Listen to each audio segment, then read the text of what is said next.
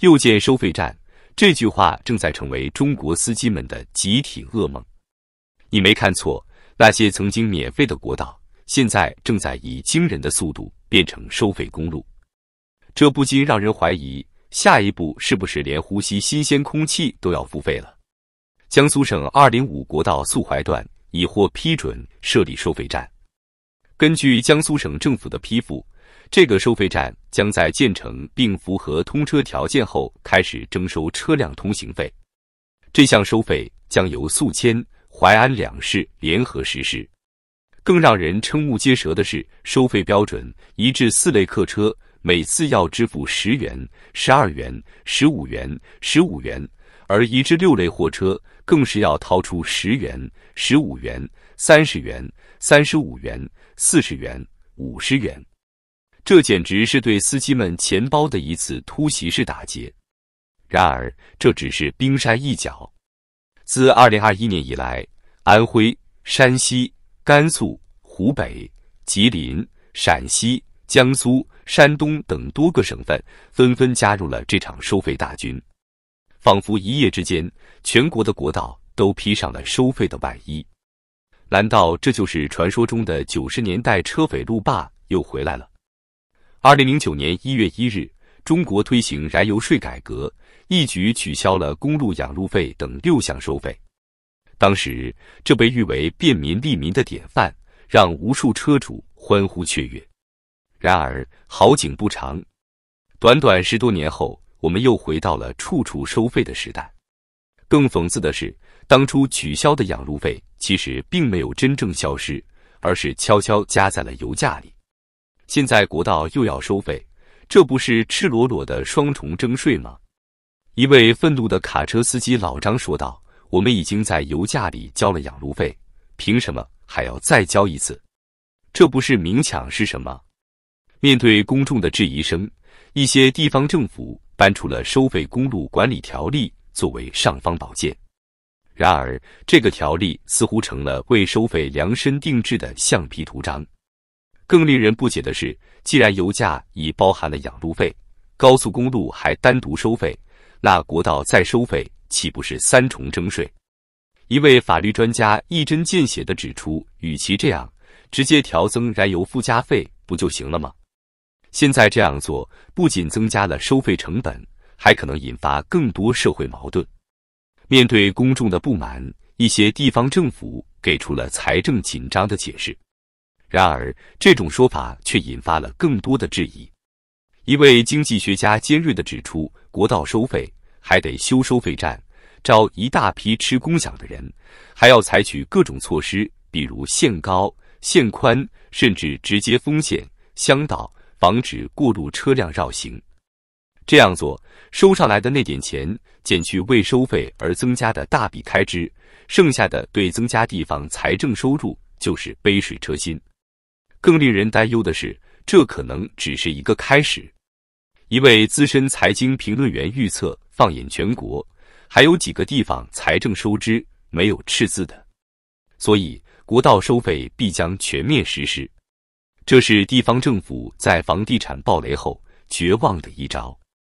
一位网民的评论更是道出了许多人的心声：中央把钱全收上去，不给地方财政留钱，地方只能土匪化，损害的还是当权者的共同市场、共同计划等等。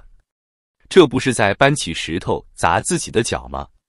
在这个前景愁云的背景下，国道恢复收费似乎成了一种无奈之举。但是，当我们不得不为每一次出行多掏腰包时，是否还能体谅这种无奈呢？更重要的是，这种杯水车薪式的收费，真的能解决地方财政的困境吗？还是说，这只是大厦将倾前的最后一声哀鸣？国道开始收费，不仅仅是一个简单的多花钱问题，而是可能彻底改变整个社会经济生态。对于普通车主而言，这无疑是一记重拳。一位来自江苏的车主小王表示，以前周末常常开车带全家去周边城市玩，现在算了算路费，光是来回的过路费就要近100元，再加上油费，简直是雪上加霜。这不是在逼我们足不出户吗？对于货运司机来说，情况更是严峻。卡车司机老张说：“我们这行本来就是薄利多销，现在国道也要收费，这不是要我们的命吗？”以江苏205国道为例，一辆6类货车每次通过就要支付50元。如果一天往返多次，这笔额外开支足以让许多小型物流公司陷入困境。更令人担忧的是，这种收费潮可能会对整个经济生态造成连锁反应。一些原本依赖便利交通的企业，可能会因为运输成本的增加而被迫搬迁或关闭。山东某食品加工厂的负责人李经理表示：“我们选择在这里建厂，很大程度上是看中了便利的交通和较低的运输成本。如果国道开始收费，我们可能不得不考虑搬迁了。这对我们来说是一笔巨大的损失，也会影响到数百名员工的就业。旅游业也将受到巨大冲击。近年来备受欢迎的自驾游和房车露营可能会因此失去吸引力。著名的318国道、独库公路等网红公路可能会因为高昂的通行费而失去往日的熙熙攘攘。”一位旅游博主无奈地说：“以前一路自驾，走到哪儿停到哪儿，那种自由自在的感觉是无价的。现在要是处处收费，那种感觉恐怕再也找不回来了。这对整个旅游业来说都是一个巨大的打击。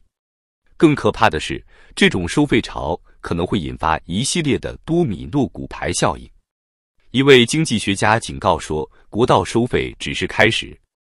如果这种做法被证明能够增加地方财政收入，其他城市必然会效仿。很快，我们可能会看到更多的公共设施开始收费。这不仅会增加民众的经济负担，还会严重影响经济的流动性和活力。汽车产业这个曾经的经济支柱，也可能因此受到致命打击。一位汽车行业分析师指出，国道收费无疑会增加用车成本，这可能会导致汽车销量下滑。对于正在努力复苏的汽车行业来说，这无疑是雪上加霜。长此以往，整个产业链都可能受到影响。更令人不安的是，这种做法可能会加剧地区间的不平等。一位社会学家解释道，经济发达地区可能有能力提供更多的免费公路，而欠发达地区可能不得不依赖收费来维持财政。这将进一步加大区域发展的差距，不利于国家的均衡发展。甚至有人担心，这种做法可能会影响国家的整体经济规划。一位政策研究员指出，如果各地都开始设立收费站，这将严重影响全国统一大市场的建设。物流成本的增加将传导至各个行业，最终可能导致整体经济效率的下降。国道恢复收费，表面上看是一个简单的交通政策调整，实则折射出了中国经济正面临的深层次问题。地方财政的困境、产业结构的失衡、区域发展的不平等，这些问题都在这个看似简单的收费决定中暴露无遗。更令人忧心的是，这可能只是一系列绝望之举的开始。正如一位网民尖锐地指出的，地方财源枯竭，也顾不得脸面了，什么招都要试一试，大厦将倾。在这个经济下行、民生艰难的时刻，国道收费无疑会给普通民众和企业带来沉重的负担。它不仅可能打击消费、抑制经济活力，还可能加剧社会矛盾。我们不禁要问，这真的是解决问题的良方吗？还是说，这只是在用一种短视的方法掩盖更深层次的结构性问题？